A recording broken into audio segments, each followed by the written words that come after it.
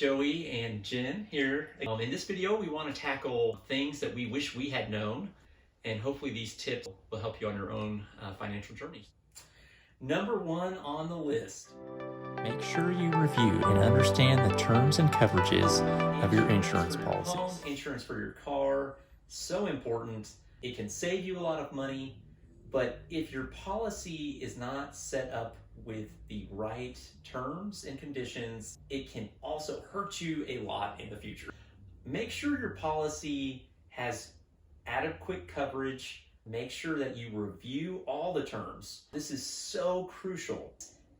You may end up having a strange term in your homeowner's policy, like we did, like correct cash surrender value, which means the insurance company won't cover the depreciation on your roof. This simple thing, going over the policy in depth and making sure you understand your coverage, it will help you so much in the future when you do have a need to actually use the policy for something.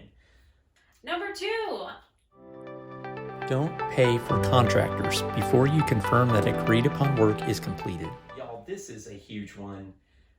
We've hired contractors before where we've paid the contractor without checking that the work was completed. A simple solution for this to ensure that you get the service that you are paying for is also to have like a written statement to say, these are the things we would like you to do, and have the contractor sign it. And then you have something that you could go to reference in the future. If there's a discrepancy of any kind. Yeah, so just have a contract and don't pay everything until your work is done and double checked. Number three. Get a second opinion before proceeding with extensive dental or medical procedures.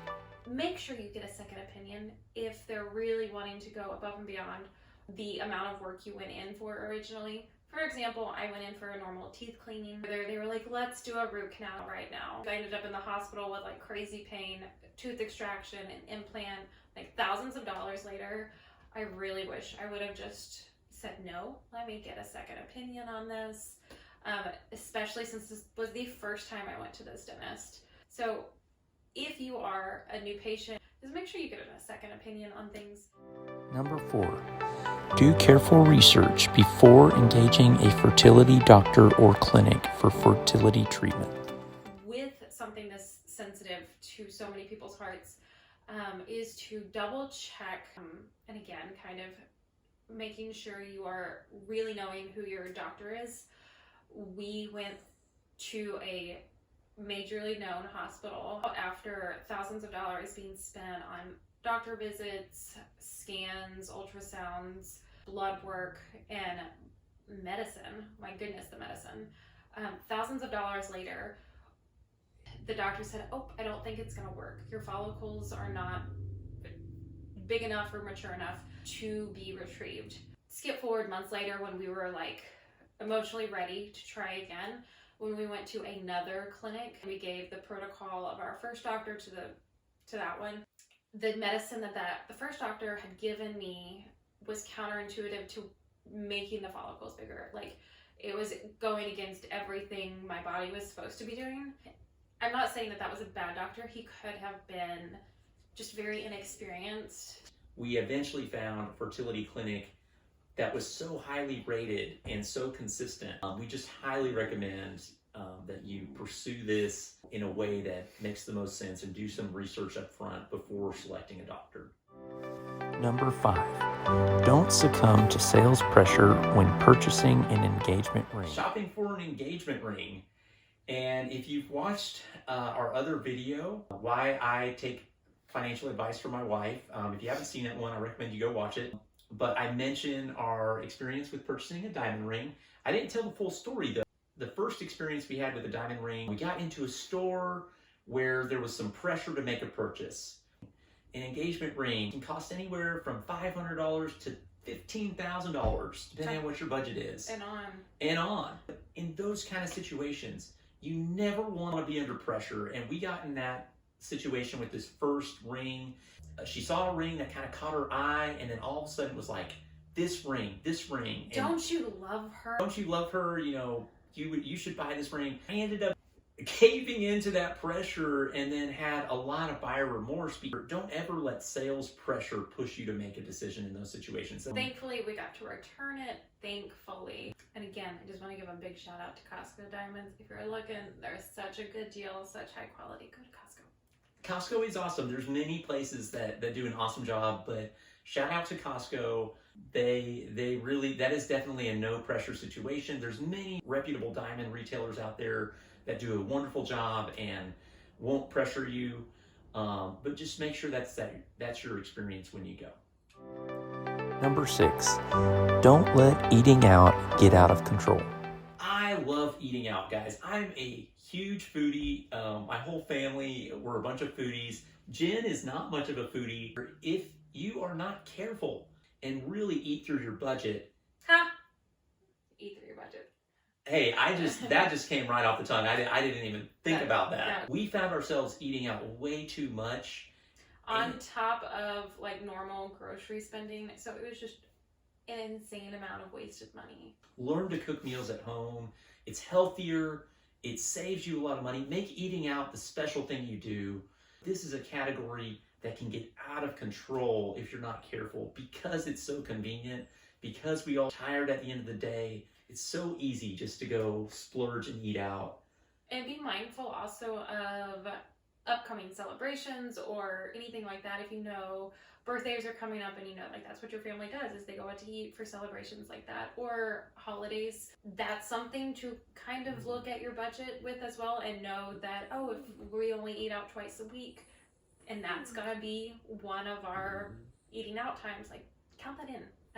It's a really good way to account for that extra spending of eating out. Number 7, guys.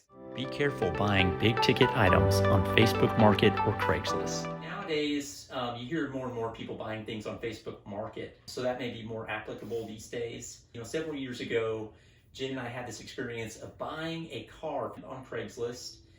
It looked awesome, it drove really nice, but within a week of purchasing the vehicle, every air light that could come on the dashboard was on. We later found out the vehicle had been totaled in an accident and it had never been reported to insurance. And so it was just a constant project. I mean, we put thousands of dollars more into trying to fix that vehicle. The short of it is you really need to do a lot of research before you buy something that expensive on a third-party website like Facebook Market or Craigslist. Number 8, understand the ways a DIY home repair project could go wrong and proceed with caution.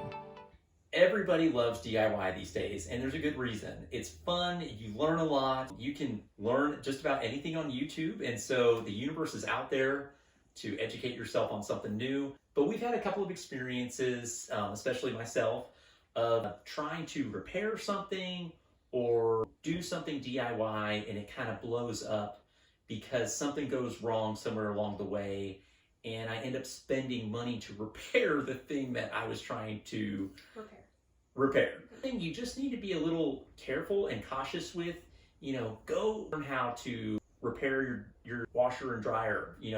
There's a video out there that'll teach you to do that, but just make sure that you're also aware of the risk and the things that can go wrong. Just proceed with caution, and that'll help you save money. And of course, DIY, it's the way to do things these days. As my dad always said, measure twice, cut once. Number 9, be careful when traveling with expensive belongings. Fun topic, vacations. When we got married and we went on our honeymoon, I took a not real wedding band with me. At the time, I don't think the silicone bands were a thing yet. So when we went out of the country, I took my my kind of fake wedding band with me. So if I lost it or anything happened, it wasn't that big of a deal. Just recently, a family member went on a beach vacation and he was coming out of the water and his wedding band slipped right off. Shockingly, he found it. But he's learned his lesson, and yeah, you just want to be careful. A lot of time when you're out of the country, they have like awesome markets you can go to. Make sure you have the stuff that you brought with you at all times. So a lot of times when people get out of the Ubers or the Lyfts, taking sunglasses off in the car, You leave them, and a lot of times it's hard to get them back, or you never get them back. So when you're traveling, less is more when you travel. So just keep that in mind. Number 10. Consider a secondary veterinarian clinic to find affordable pet care. Our amazing pups, Ginger and Chloe, are both rescue pups. Actually, Chloe I found at school. She came to school and found out that she was a stray, and we ended up adopting her. But with pets comes vet bills.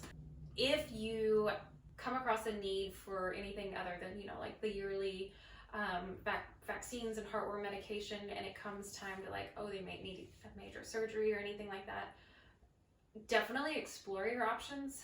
It's really important to have a home vet that you go to, that's your go-to person. But when it comes to emergency situations, like our dog Chloe tore her ACL, and our home vet, they were in contact with this specialist surgeon who I'm sure does a great job, but it was going to cost thousands of dollars. And not that she's not worth it, she totally is. We also got a second opinion at another vet who was also recommended to us, and we knew was really good. They had this traveling surgeon that kind of bopped around to 5 different vet clinics. Still a really good surgeon. Did the exact same job for I think maybe $800. I mean, saved our budget. She is a 17-year-old dog, and you would think she's a puppy. So that person did a great job. So when it comes to your vets, when it comes to a pricier situation, just double check around. Don't always go with the first option, because they're your baby. If you found any of those tips helpful, please like and subscribe to Banking on Love. We appreciate all of y'all's support so much. It really means a lot to us. Chloe and Ginger would both appreciate that as well. But until next time, Keep banking on love, guys.